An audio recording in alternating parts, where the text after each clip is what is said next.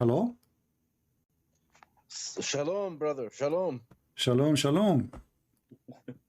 What's up, my brother? Your camera is open, in case you do not know. Oh, hold on. Okay, my fault. All right. So you used to be a Muslim and you became a Christian. Yes. All right. So, well, if you want to open your camera, it's up to you. I mean, I just, for me, I don't mind. Yeah, I don't care. It's all for His glory. I'm not scared of nobody. If I have God with I me, mean, I'm into that. So, your name is Amir, correct? Yes, sir. All right, my friend. Go ahead and tell the people about what happened to you. Man, it's a long story, but it happened ever since I was a kid. So it happened when I was 12 years old. That's when it started. When I was 12 years old, me and my brother, we used to share a bedroom together. And do I have enough time? Because it's a long story, man. You want me to just cut it short, straight to the point? Yeah, if you can go just straight for like the major thing happened. Okay, well, yeah. So I seen him when I was 12 years old. To make a long story short, and I denied him for all my life, and I always put it behind me. But I always hear his voice in my heart every time when I used to pray and everything, every time, and I always used to push him behind me. Yeah. And then in February 1st of 2020, I died. And What do you mean by saying you died? These people, they think I was dreaming. Like I always tell somebody, I know what dreams are. This is not a dream. He killed me for real. Like I really died. He wanted to show me what I was doing. I was going to hell, and my soul knew everything right away. Your soul feels everything a million times more. You feel everything. You know everything, and it's unbearable. I was falling in a black pit, falling fast, and then I, like how it says on there, I screamed that right away. That's the first thing I did was scream the Shahada, and I screamed Allahu Akbar like 8 times. And that's what trips me out. These guys say that I seen the devil. Well, the devil wasn't scared of Allah's name. I said it 8 times. I screamed Jesus 1 time, and I came back to life. He gave me another chance. You know what I mean? Let me do that. I was falling, and I screamed the Shahada. And then when I screamed Allahu Akbar 8 times, and then my soul told me that it's a lie. They lied to you. It's not true, and I'm going to hell for eternity. And right when I felt the separation, the hopelessness is unbearable. Like every time I tell it, I want to cry. The feeling of hopelessness is unbelievable compared from the hopelessness you feel on earth is nothing compared to what you're gonna feel when you know that you don't have God no more. And then there was this white light flying around me so fast, and I knew it was my guardian angel. And this guardian angel's voice was the most scariest and the most beautiful voice in one. That's the only way I can explain to everybody. This voice is so piercing. I will never forget this angel's voice in my life. It's so piercing. It won't leave me. Every single day I think about this voice, and it started screaming at me, and it was telling me, Amir. It was going from one ear to the other. Amir, please, you have to listen to me. And this angel was so desperate for me. It was so desperate. It said, please, you have to listen. He can still hear you. He's the only one that can save you. You have to tell him before your soul leaves your body. You have to tell Jesus to save you before your soul leaves your body. Hurry, do it now. Hurry, hurry. And and then when I was looking down, and it was another pit. And right before I hit that pit, I was falling. I still couldn't believe it. You know what I'm saying? Still couldn't believe it. And I screamed out, Jesus, please come into my heart and save me. And the pain, like the force that my soul, when it came back into my body, is unbelievable. Like the force, like my chest was hurting me for like 4 days. It's like, I know what a defibrillator, when somebody has a heart attack and they use that shocking machine, that's what it felt like.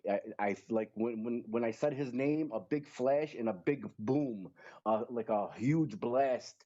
That's what I heard. And then I came back to life, and I couldn't believe it. I was sweating like crazy. My wife was gonna call 911, and I knew I had a heart attack or something. I knew something happened to me. And even at that time, even that moment, I said, there's no way this can happen. There's no way. So I took another 8 months. I read the Quran, and I took my time. okay, because I was proud to be Muslim, and I was scared. You know, in Islam we leave our religion, it's a wrap, there's no forgiveness. And I was thinking about the embarrassment and the torment that I'm gonna cause for my whole family. Even my wife is still Muslim, and my kids are still Muslim. And you know, I'm trying hard to get them to believe, but once you're programmed in that system, it's so hard, because Islam is all fear. Islam is all fear. It instills fear in a person. You know what I mean? True. It instills fear to where you want to just stay in it. You know, even people. Even, listen, this is what this is what trips me out. Even if Jesus came down, they're still gonna deny him. That's what drives me crazy about people.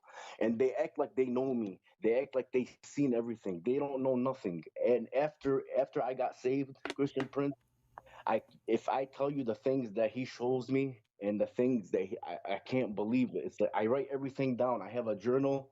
I write everything down, all the things that he shows me and tells me, because even recently, like sometimes, you know, when I go against my family, they come and they want to debate me and all this stuff. And you know, sometimes, you know, my mind gives me doubts. But when I hear his voice and I feel his love is unbelievable. That's what people don't understand. Even if I tried to go back to Islam, he will not let me. He tells me I'm safe where I'm at. That's how much he loves me.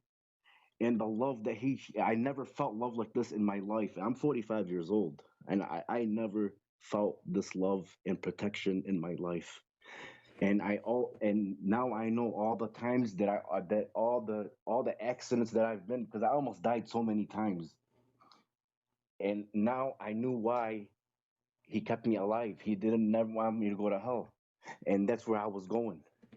Is your wife now still Muslim? She's halfway in, halfway out, because I show her, because I watch her channels like crazy, and I document everything, and I show her things, and I show her hadith, and she can't believe, like, she's against everything. So you know, if you're against the Prophet, that you're not even Muslim. You can't say you're a Muslim. You know what I'm saying? Yeah, So you know, she doesn't agree with a lot of things. Once you disagree with anything Muhammad did, you can't consider yourself a Muslim. exactly. And She's I can't be fake. she is already out, even if she is saying she's not Yeah, yet. yeah. Yeah. And me, I can't be fake. Right away, I didn't waste no time. He didn't let me. I told my whole family, and I told everybody, and I try to explain to people. I go, listen, man, I never wanted to hurt anybody. I never wanted to destroy my family's life. But I'm not gonna go to hell for anybody. I will never have that feeling of hopelessness that I felt when I died. There is no way. And there's no way that out of every prophet and everything, Jesus is always the one that shows up, not in just with me and everybody. Anybody that died and comes back, they always say it was Jesus. Nobody else. Yeah. Nobody else. Everything has to do with Jesus. But Amir, you know, listen. Now you will not receive the versions. You know what? That was not only the virgins, the orgies. I The mean, orgies. I mean, isn't it obvious that this guy is a scam? See, this is the thing that opened my eyes, like so much. Like, okay, how is it haram to have sex on earth, but it's not haram to have sex in heaven? How God is so holy. There is no desire. We don't take our evil desires on earth to heaven with us. There's no sex in heaven. Okay, we have a spirit body. Our body's not gonna be like with penises and vaginas, and we're gonna have sex and kids. It's not gonna be like that.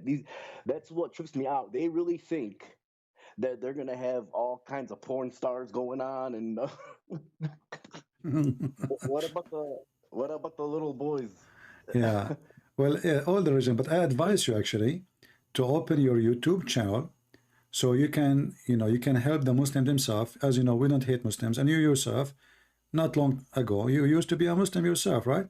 So we don't hate the Muslims, and I believe that you have a duty yourself to help the Muslim to see the truth and to leave Islam. So I advise you, I encourage you to open your channel in YouTube, and I will share it with people here so we can get you people to support you and subscribe. So you can be an active and don't, because you know, if we don't share what happened with us, I mean, I appreciate already your sharing, but it's better if you have your own channel and you make like once a while. You don't have to make a video every day, but if you ask me, I will make a video every day. Why not? I mean, Don't the Amen. Lord deserve our time? He deserves, right? Of course. So Of there, course. there's Amen. no better time than the time we spend preaching His gospel, bringing people to Him. So Amen. make videos every day, maybe 15 minutes. You know, I understand you have a family, you need to take care of them. 15 minutes every day. Speak about why you believe in Christianity, why Islam, what's wrong with Islam, etc. Every day, and that will help many to leave Islam and to listen to you and to come to Christ. And that will be blessing for you now Amen. in the future. Amen, my brother. Thank you, brother. Thank you. All right, my friend. Thank you very much for God calling. bless you. I love you, Christian Prince. I All right. appreciate everything you do for our Lord. I appreciate you. God bless you. Thank God you. bless everybody. Take care. Thank you so much. Take care. Bye-bye. Thank you. Bye.